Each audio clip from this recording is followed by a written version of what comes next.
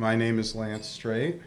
I'm from Fordham University. I'm also a trustee of the Institute of General Semantics and also part of Neopoesis Press, the publisher of this book. The medium is the Muse this is actually the official launch for. We have it in hardcover and in soft cover as well. There's the cover up there, just so you don't miss out on it. And I just want to report to you that if you were to order this book off of Amazon right now, the hardcover would cost you $21.12. The paperback, $14.90. Now that's not counting shipping, of course, but maybe you have Amazon Prime and that's not an issue. But in any event, we have a couple of hardcovers here, and we're selling them for not $21.12, not, what would you, Jackie, how much would you pay for a hardcover? $18.50. Yeah, no, not for $18.50. Marty, how much would you pay for it? $16.75. Not $16.75, $15.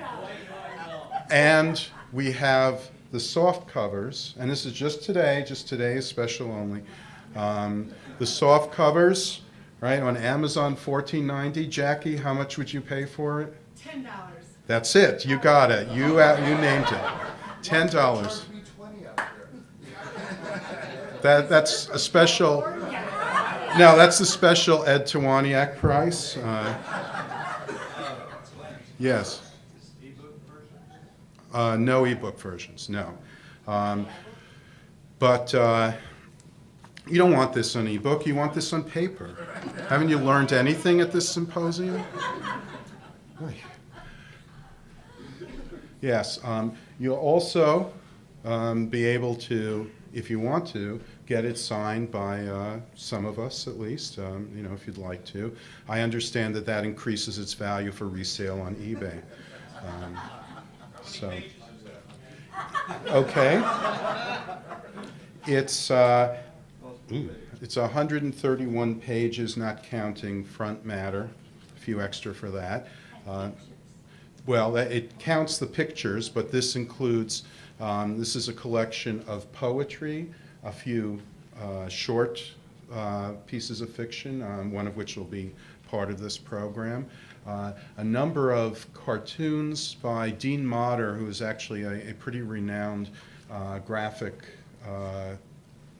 novelist, graphic artist, and as well as a couple of little cartoons by Arthur Asa Berger, and also some poetic essays wrapped up in it as well. So you really can't go wrong.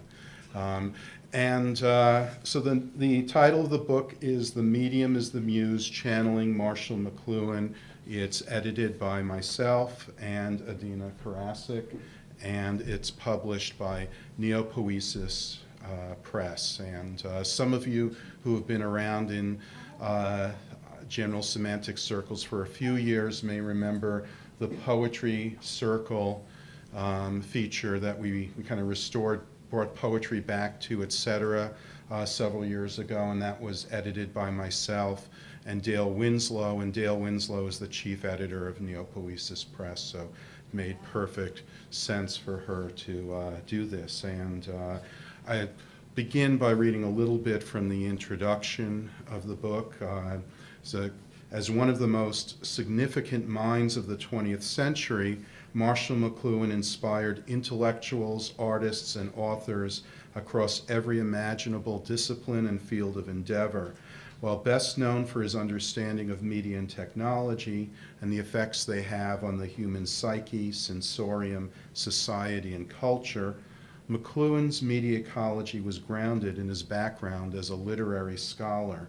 His inspiration was drawn from the likes of James Joyce, Edgar Allan Poe, Ezra Pound, T.S. Eliot, William Butler Yeats, Wyndham Lewis, Thomas Nash, and of course, William Shakespeare. Not to mention the only great work ever produced by committee, the King James Bible. By committee.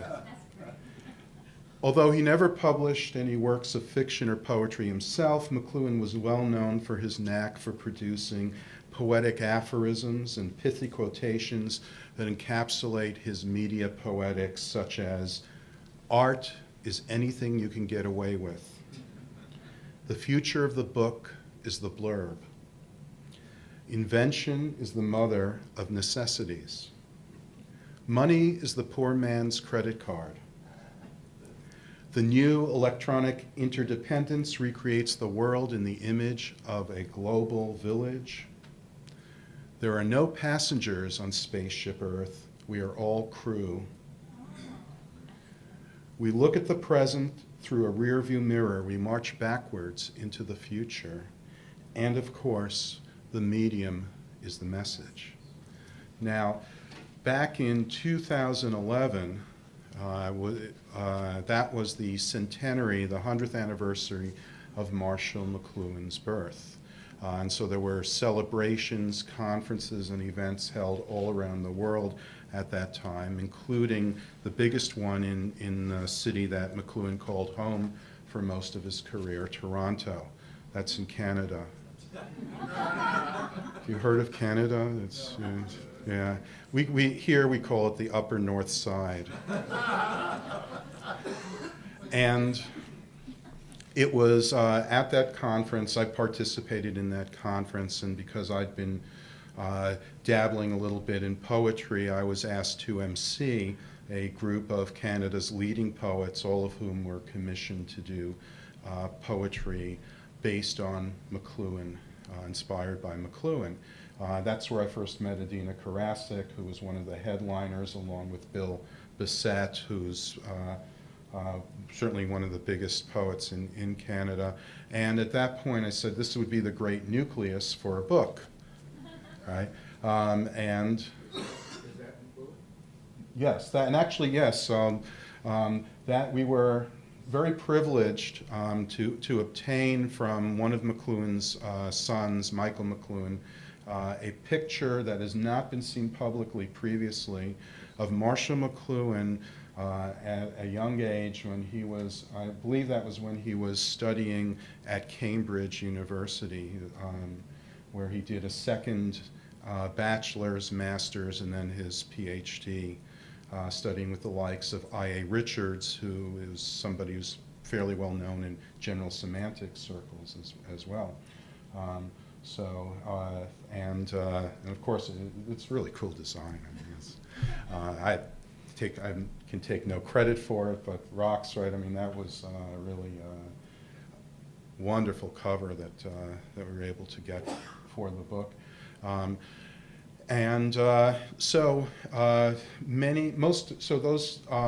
The poems that were created for that event in 2011 were gathered together, and then we reached out to many other people to contribute to the volume.